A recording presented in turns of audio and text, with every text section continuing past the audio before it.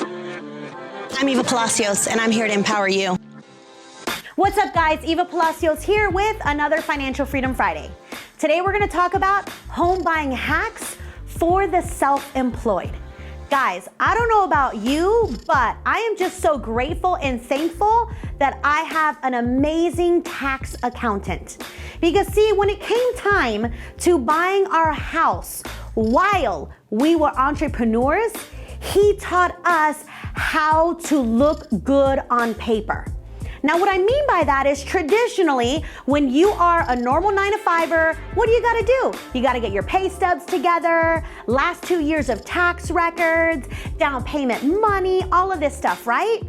But see, as an entrepreneur or self-employed, you gotta look a certain way. And we all know that when you are a business owner, we get excited about doing things like writing off a bunch of business expenses because let's be frank, that's how we win when we are business owners. However, here's the thing.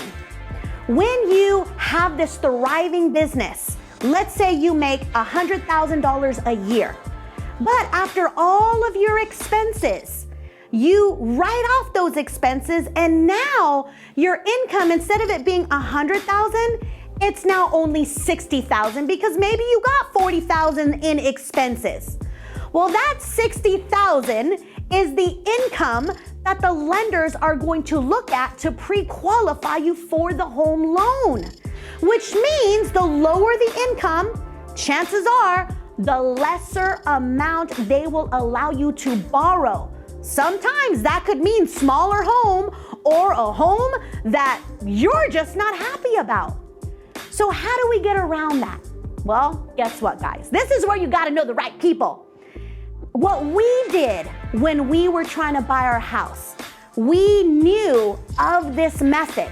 So on purpose, we did not write off any business expenses for the last 2 years. Now, most of you are probably thinking, Eva, what in the world? That means you're paying Uncle Sam a lot of money in taxes.